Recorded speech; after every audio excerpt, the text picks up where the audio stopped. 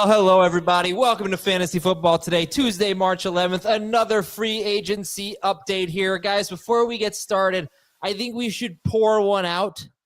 They say pour one out to remember free agency 2024. Long live free agency 2024. What a fun time that was. Remember all that was happening? Remember how much fun we had last year? A lot of nonsense, a lot of bonkers. I believe Schefter just tweeted about 13 minutes ago that at 2:42 p.m. last year, a year ago today, was when Saquon Barkley agreed to a deal with the Eagles. That would be great. Can we get something like that? I wonder how much had happened at that point. Did Mixon? I don't remember the sequence of events, but man, not a ton. But you know what? We're gonna make the most of it. We got Darrington Evans, dude. To where? I didn't. See you have 32 guesses. I'm going to guess Buffalo. You're a genius. Oh, my God. Really? Nice. Let's go. He knew already, didn't he? All right, so today we'll talk about Najee Harris to the Chargers, Javonte Williams to the Cowboys, Anthony Richardson getting competition in Daniel Jones, and that's kind of it. We'll hopefully talk about Aaron Rodgers soon. I'm not sure if we'll have a show tomorrow, but let's get started. We'll definitely have one Thursday. Let's get started with some rank'ems. Rank in a super flex league. I'm not going to give you the out here. I'm not going to say, it's a one quarterback league. I'm going to go with the upside. In a super flex league, would you rather have? What voice was that? That was excuse maker. Anthony Richardson or JJ McCarthy? McCarthy. In a super flex league, I would go McCarthy. What do you make of the Daniel Jones signing? Do you think it's good or bad for Richardson? It's definitely bad. Why would he was going to get competition anyway? So to me, it's just a moot point. It's a cow's opinion. Oh, nice. So I think that I would argue that it's good because I'd rather, if I have an Anthony Richardson interest or stock or whatever, I'd rather them get Daniel Jones than Aaron Rodgers or Russell Wilson. No, I'd rather they get Russell Wilson. Daniel Jones is worse than Russell Wilson. I promise you, with everything I know in my body, in my brain. I'm not saying that it's a huge drop off or whatever, but I fine. You can say whatever you want. They're not great quarterbacks. If you can't beat out Daniel Jones, then it's a real problem. I think it's a smart signing by the Colts. It's a smart signing by the Colts because this keeps their offense the same.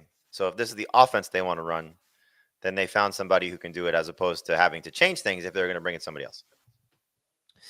Yeah, well, Richardson, I want to talk about like the last. Well, I don't know if we should. Let's continue with rank 'em. We'll get back to Richardson. Rank 'em: Aaron Jones or Najee Harris? Najee, but it's close. Jaylen Warren or Najee Harris? Today it's Jaylen Warren. Once the Steelers draft somebody, it'll be Najee Harris. Well, the Chargers are probably going to draft somebody too. I don't think the Chargers are drafting somebody before the Steelers draft somebody. I think the Steelers are going to bring in, hopefully, their running back of the future, whereas the Chargers might just bring in another Kamani Vidal. We love Kamani Vidal. Tank Bigsby or Javonte Williams? I had a very hard time coming up with a Javonte Williams so I'm going to go with Tank Bigsby or Javonte Williams.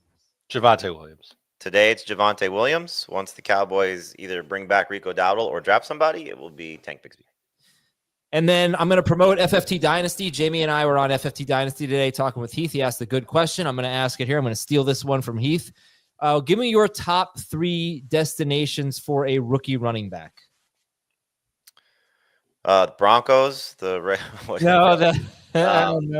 I'll do the same ones, I guess, which were the Bears, the Raiders, and the Steelers. Why are we not saying Denver? Because that was mine. I didn't want to steal his. He stole it from me. I had Denver. I went Denver, Raiders, Cowboys. Chicago should be in the top 3.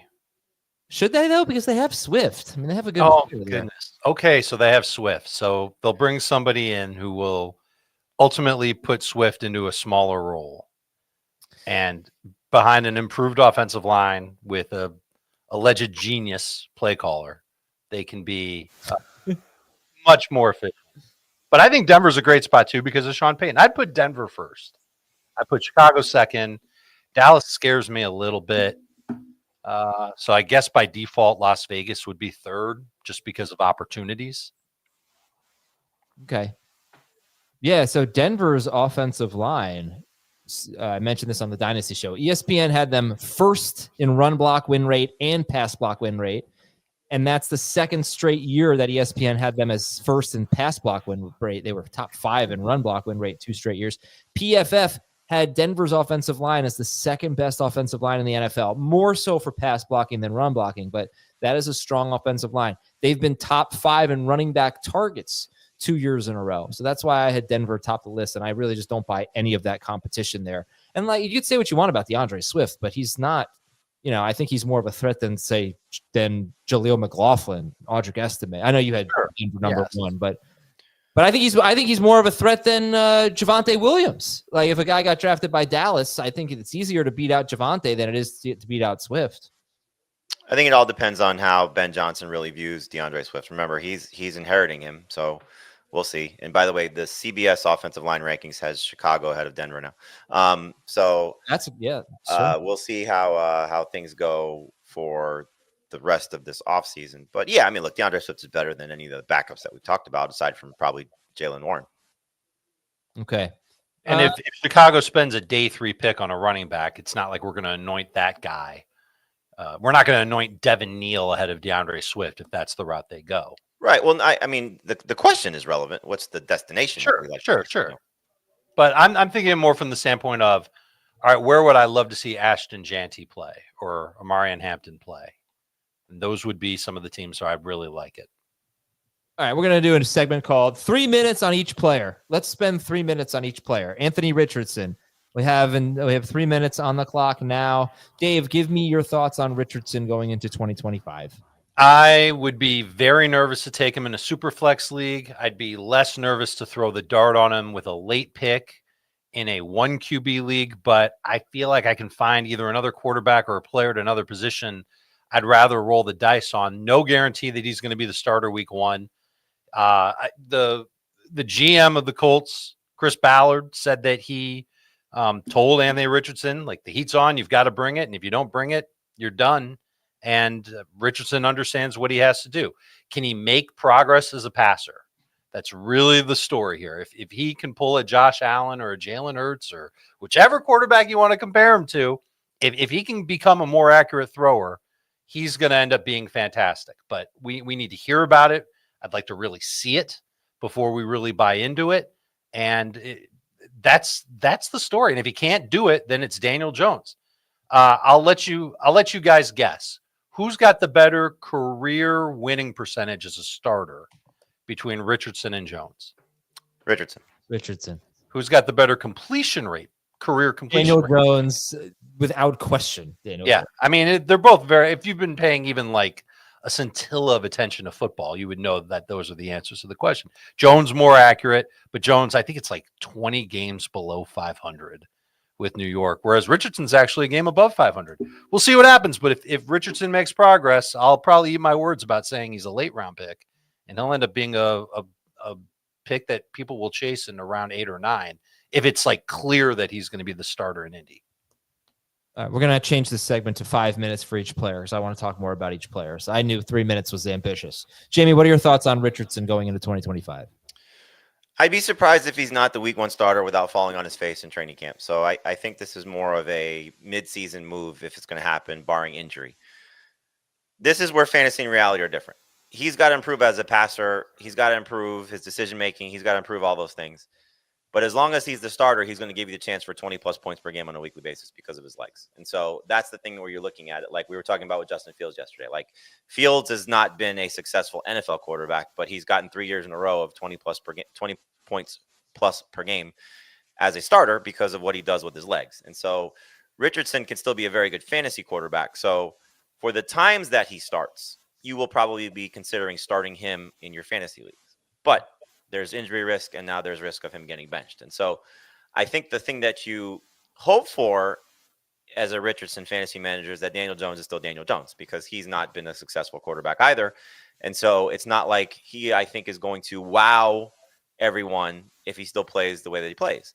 The fear, if you're the Anthony Richardson in the Anthony Richardson camp, is that Daniel Jones just went through the Kevin O'Connell car wash, and now he's improved as a quarterback and improves his decision making and comes in with the second chance or third chance, depending on how you view it, and is just completely dominating Anthony Richardson as a passer. So yeah, either one of these guys offers upside as a fantasy quarterback. I mean, Daniel Jones pre-knee injury was a 3,500 yard passer, 700 yard rusher. And that's hard to find.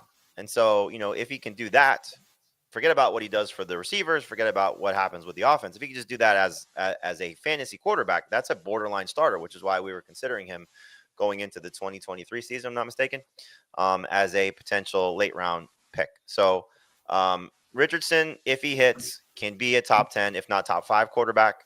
That's a big if, but there's still that upside there. So I hope he wins the job. I hope he improves as a passer. I hope he can be a successful NFL quarterback, but as a fantasy quarterback, he does things that a lot of other guys can't do.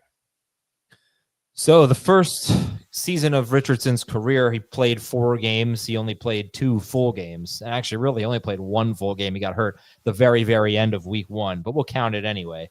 And he was electric. It looked like there was a reason why he was a top 6 pick in ADP in terms of quarterback rankings, top 6 quarterback.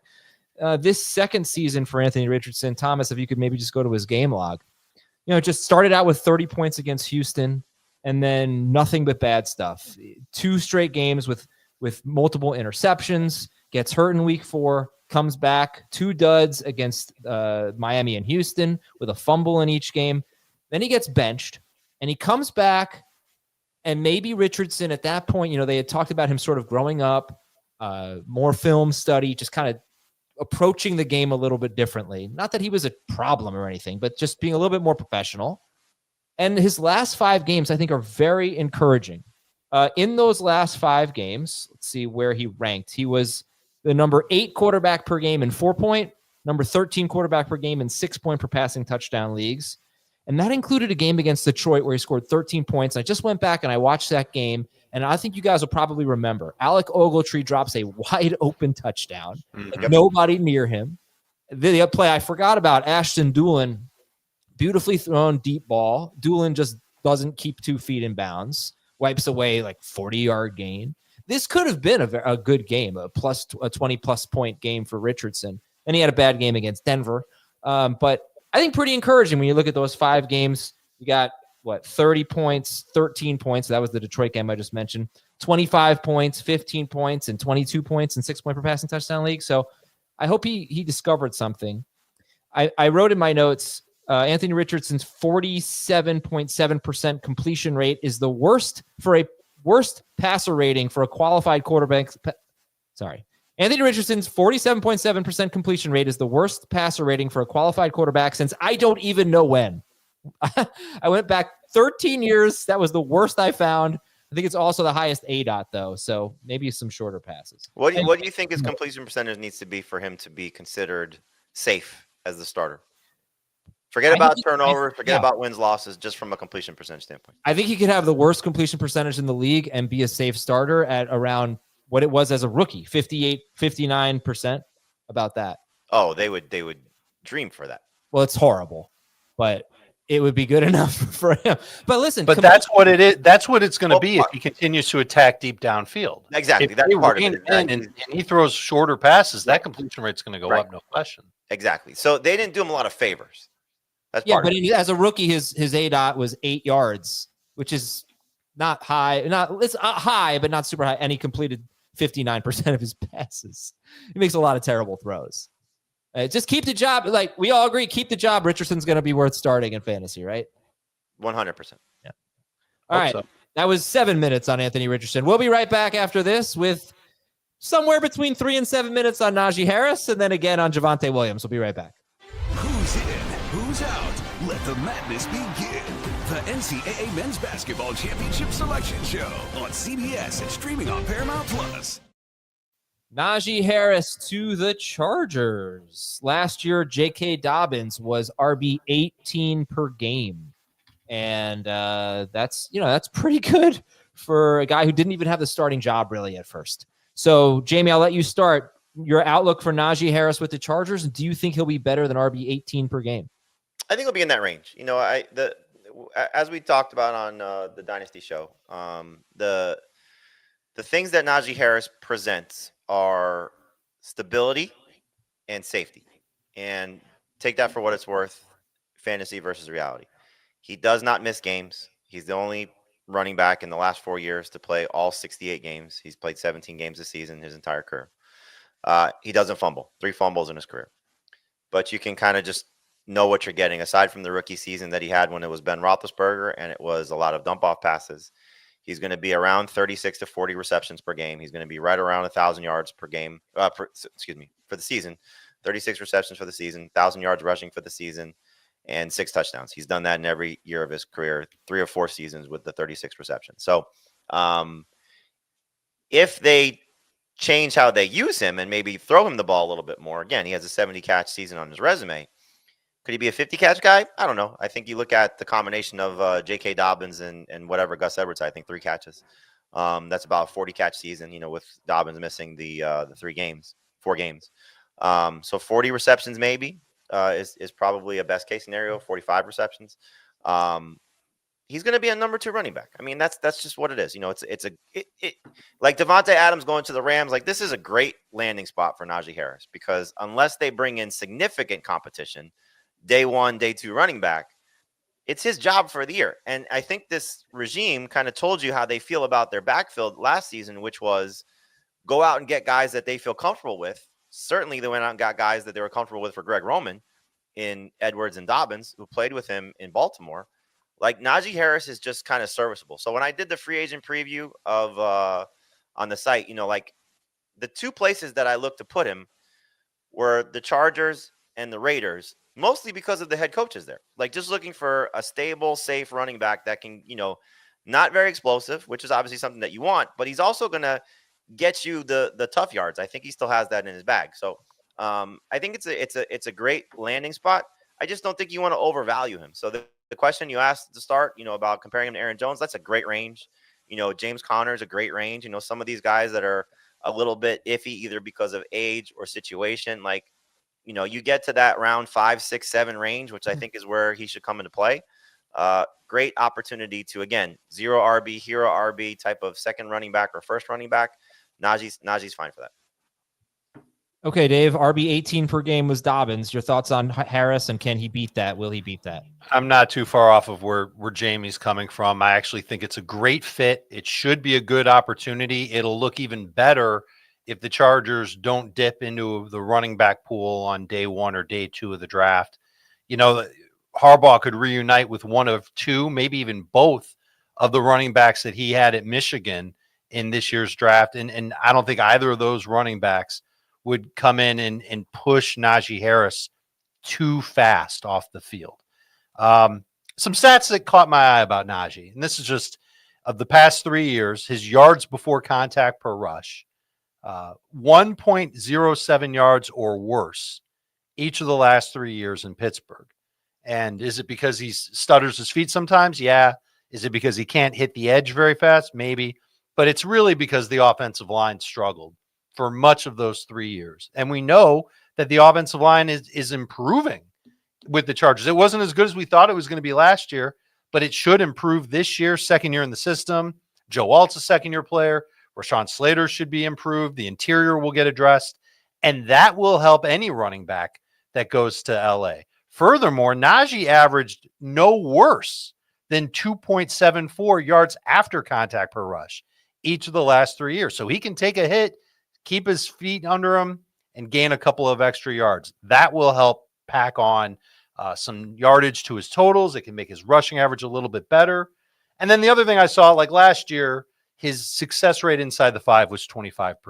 And when you see that initially, you go, oh, that stinks. He's not that great from the goal line. Well, that's another byproduct potentially of where he's playing and the team that he's on. The year before that in Pittsburgh, he was at 42%.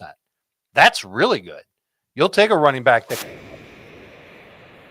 inside the 5. So I'm kind of excited about Najee Harris as well. RB2s that you can get after all the popular RB2s go. I'm going to have a tough time with him versus James Conner, versus Tony Pollard, potentially versus Caleb Johnson, who's a rookie, Quinshon Judkins, who's a rookie. We'll see where they go. But I don't have that much of a problem with him over Aaron Jones, Ramondre Stevenson, Tyrone Tracy, potentially Isaiah Pacheco. I would put Pacheco in that bucket of, well, RB2, maybe a settle for him. But you got to love the opportunity that's there for Najee in LA.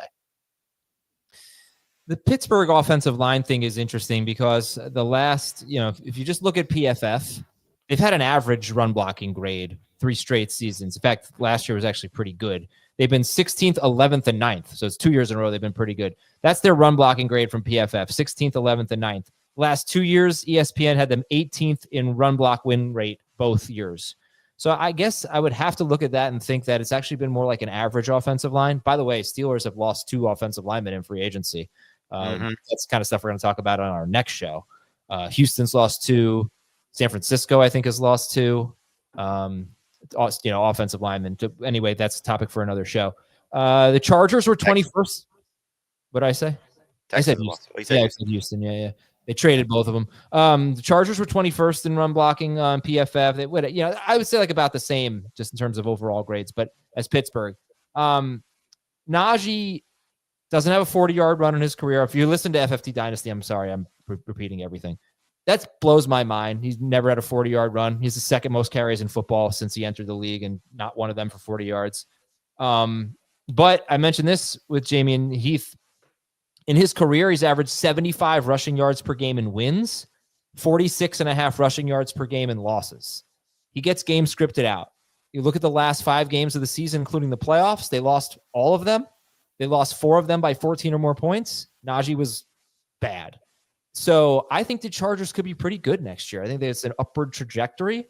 And if they can stay ahead in the game and run the ball effectively, I think that could be really good for Najee Harris. I just don't think he's that good. So when you talk about these rookies that are coming in that are going to be more dynamic, more explosive than him, I think they're going to have an edge on him. And then the question is, does he play on third down?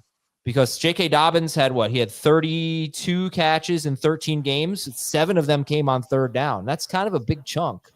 So if we're just talking about a first and second down player for Najee Harris, we could be talking about 30 catches, 35 catches or something like that. And that's not going to really do it for me.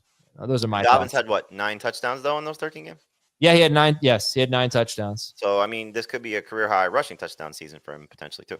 It could. I'd like to know how many of those touchdowns were 20 plus yards. Remember the first few games, Dobbins went crazy. He had huge gains.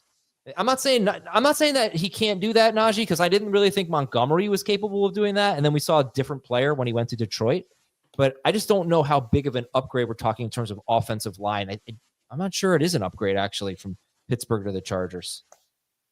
But yeah, 10 carries for 135 yards and a touchdown in week 1 for Dobbins, 17 for 131 and a touchdown in week 2. When has Najee Harris ever had 10 carries for 135 yards? Harris, those stat lines are 10 carries, 85 yards. Right. By the way, I think the biggest thing is going to be who the competition is. So if it's somebody significant, then this is just he'll be the first and second down guy, and then they'll work somebody else and eventually replace him. Then it's again, is it another Vidal or bring in a Hassan Haskins type of player? It's great for Najee. I'm looking at the percentage of targets that go to running backs in 2024 by team. Steelers and Chargers. One of them threw to their running backs at the second highest rate, and one of them threw to their running backs at the second to lowest rate. Which team is which? I'm going to say the Steelers second highest, Chargers second lowest. That is correct. That's wild. Chargers, 12.2% of the targets went to running backs last year. That's not so great for anybody on that team, much less just Najee and his prospects of catching the football. But again, we're not rushing him up the rankings and calling him a top 15 or top 12 type of running back. Those days are long gone. I think he's going to be around 20th, and you're not going to be excited to draft him, but he might get you off to a really good start and keep it going for the majority of the year. Might get you like 13 plus PPR points in 9 of 17 games. Obviously it's not a great free agent class, but some players that really, that maybe we're not excited about them as players ended up in good spots. Like Davante Adams couldn't have been better. I think Najee Harris couldn't have been much better. And you could argue that Javonte Williams has a chance. That's a 1 year, $3 million deal, right? That's nothing. But going to Dallas could be worse. We'll see what Dallas ends up doing. Still Rico Dowdle, a free agent. But let's spend now 3 to 15 minutes on Javonte Williams. Jamie, you want to kick it off? Your thoughts on Javonte? If you were drafting tomorrow, where would you draft? What round do you think you'd draft Javonte? If we're drafting tomorrow and he's the starter for the Cowboys, round 7. Dave, you? If not, a round after that. Okay. Jamie, give me your best case and worst case for Javonte. Best case scenario, he can somehow find his pre-ACL form and get back to being a little bit more explosive as a runner and still keep what he showed us as a pass catcher this past season when he had 52 catches for the Broncos. So if he can, be a 1,000-yard rusher and hopefully be a 50 catch guy, and add another 300 yards receiving on top of it, plus be the goal line guy. I mean, everything would fall into place for him, but I just don't think that's going to happen. I think you mentioned it. Rico Dowdle could still return and come back as the starter, and then this is just the Ezekiel Elliott replacement. They could draft a guy, and that's the starter and the featured guy, and then Javonte, as you said, on the earlier show, can just be somebody that plays on passing downs because he is a successful pass blocker. So I think Sean Payton did some good things with him in using him as a pass catcher, and showed off that he can have showed that he has those skills. But again, since his ACL tear, he just has not been the same type of runner. Lost his explosiveness, and don't know if he'll ever regain that again. So this is, I think, just a signing for depth more so than it is signing to be the starter. This was the quote I was looking for from the ESPN article that I couldn't find during the Dynasty show. Javonte Williams' maximum speed with the ball as he crossed the line of scrimmage last season, 15.34 miles per hour, was the slowest among all backs with at least 113 carries. And it's a little selective with the 113 carries, but you get the point. The guy, I knock Najee Harris for not having any 40-yard runs. Last 3 seasons, Javonte's longest run is 21 yards. You don't have what his miles per hour was when he didn't have the ACL, right? No, but that first year, he had like 3 or 4 runs of 30 or more yards, and he was a complimentary back. I'm scared that he's just not ever going to be the guy who we saw at North Carolina, who we saw as a rookie in Denver. And as much as Sean Payton tried to coax it out of him and motivate him in camp and all this stuff, I don't know if it's ever really going to work. I think he's got the talent to play on passing downs. He's an okay pass blocker. I wouldn't say that it's like his greatest strength. I'd say his greatest strength is what he can do in the passing game. He proved that. And so Dallas can at least pencil him in for that type of role. And if it just ends up that the Cowboys don't spend significant draft capital on a rookie, then he could be useful. I don't think he'll be like Tony Pollard or anything like that when Pollard was there. Again, somebody that you're probably drafting to be a number 3 fantasy running back almost no matter what happens, except like if it's Janty, if it's Hampton, one of the stud rookie running backs goes to Dallas. Javonte will fall a couple rounds after what we're talking.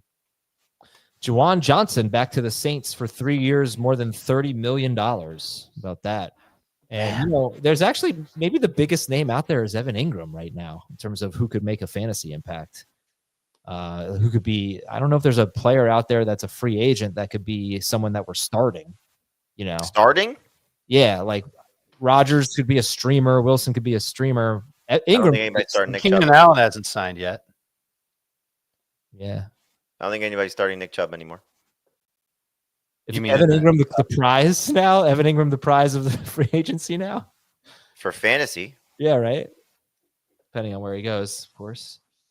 Last question on this. Do you guys fear Javonte Williams for the rookie running back that the Cowboys hypothetically draft? Sorry, I'll phrase that better. They draft a running back in rounds 1, 2, or 3. Do you go, well, he's got Javonte Williams there. That's a problem. No. No. Like we say that without sarcasm?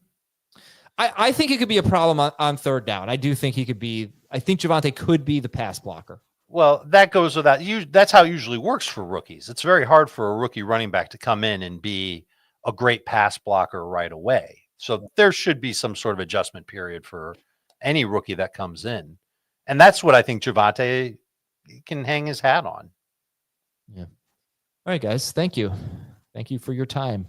Jamie and I are going to record FFT Express. And that's it for today. So maybe we'll do a breaking news show tomorrow on Wednesday. You don't want to do a breaking news show on Jawan Johnson? No. It's a lot of money. Tight ends, man, they get paid. They don't get paid the huge contracts, but they get paid. There was another tight end signing that was, what was it? Just remember, $10 million in the NFL isn't what it used to be. Zach Ertz signed. Luke Farrell signed. Yeah, Luke Farrell. 49ers signed Luke Farrell to a 3-year deal worth $20 million with $11 million guaranteed. Mike Gesicki, 3 years, $25.5 million. Like, tight ends, you're gonna get your $7+ million basically. All right. So Adam, if you start, taking some, muscle booster. Yeah. Mm-hmm. Creatine. Make a late rally in a career as a tight end. Mm-hmm. Yeah. Should I? Yeah. I've considered it. I don't really have the time right now, Your tennis career. Tennis career, got to pay my taxes in the next month. I just don't have time for it, but I'm going to try. You're in the oil industry too. Well, yes. The oil truck just came for oil tycoon Adam Azer. Yeah, you know me. All right, everybody, go watch Landman. We'll talk to you on probably Thursday, maybe Wednesday on Fantasy Football Today.